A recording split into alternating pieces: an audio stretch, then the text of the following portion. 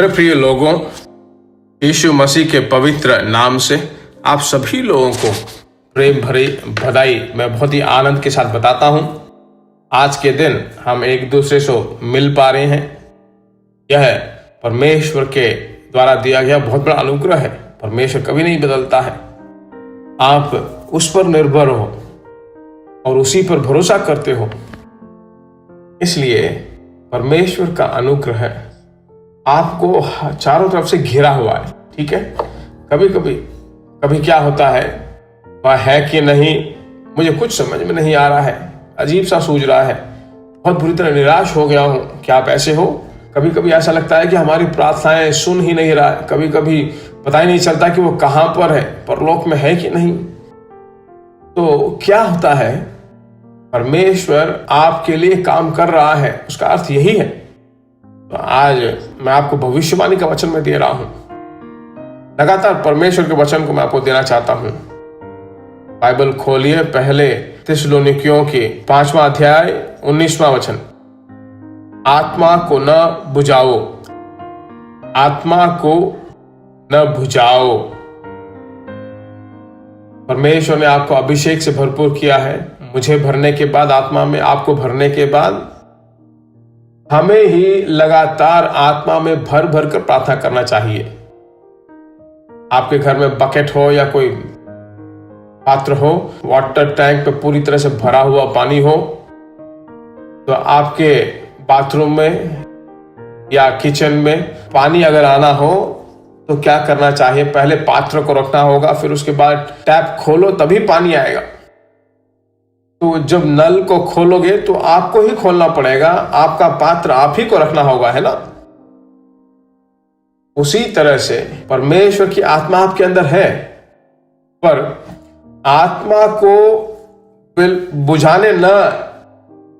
बुझाने वाले बहुत सारे लोग जो है अभिषेक की उस महानता को नहीं देख पाए हैं। उसको जो है भड़काना है।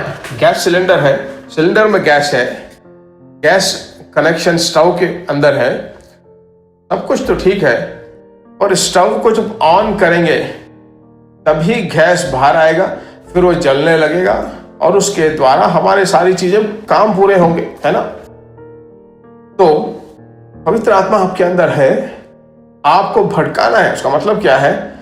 हर दिन बाइबल पढ़िए, थोड़ी देर परमेश्वर की अच्छी तरह स्तुति कीजिए, आत्मा में भरकर उसकी आराधना कीजिए। प्रेज एंड वर्शिप में परमेश्वर का सम्मुख ज्यादा उतरेगा। तो उस सम्मुख के द्वारा ही एक चैप्टर भी पढ़िए। उस चैप्टर में परमेश्वर आपसे बात करेगा, अपने कानों से आप सुनने पाओगे, और तुरंत हाथ उठाकर अन्य भाषा में बोलकर समर्पित करके प्रार्थना कीजिए।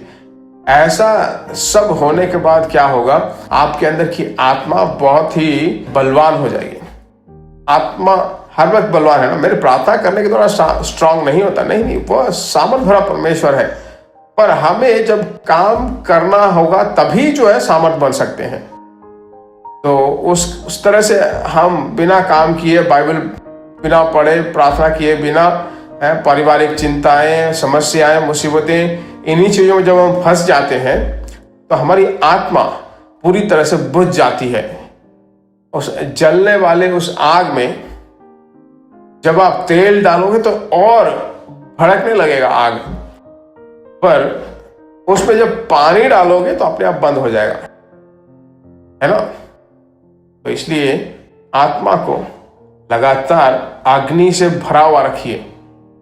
निराश आएंगे, अनुत्साह आएगा, वेदना आएगा, दुख आएगा, और भी कहता हूं, यीशु परमेश्वर को विश्वास करने वालों को निंदा और अपमान भी आएगा, पर मैं कहता हूं उसके सामने जो आनंद रखा है, उस आनंद के कारण उसने अपने निंदा को सहा। ठीक है? तो हे परमेश्वर के लोगों, आत्मा में भरकर, अन्य भाषा में भरकर पवित्र आत्मा को लगातार भड़काइए, लगातार उसे और भड़कने लायक बनाइए, बुझाइए मत। ठीक है? प्रार्थना करते हैं। हे परमेश्वर, इस जीवन भरे वचन के लिए धन्यवाद हो। तेरे बच्चों में अभिषेक है, कभी न कम होने लायक, बुझने न लायक, लगातार और भड़कने के लिए तू सहायता कर। निराश न होने लायक उन्हें सहायता करते रहे। तेरी महिमा हो। नाती पोते, बच्चे, माँ बाप, सभी लोगों को आशीषों से भरपूर कर। परमेश्वर का अनुग्रह संभालते रहे। यीशु मसीह के नाम से मांगते हैं, आमीन। दूसरों को क्या आप शेयर करोगे? हिंदी में जो बोलते हैं इस संदेश को हिंदी में सुनेंगे, उनके लिए प्रार्थना करोगे? परमेश्वर की स्तुति हो। फिर हम मिलेंगे। God bless you.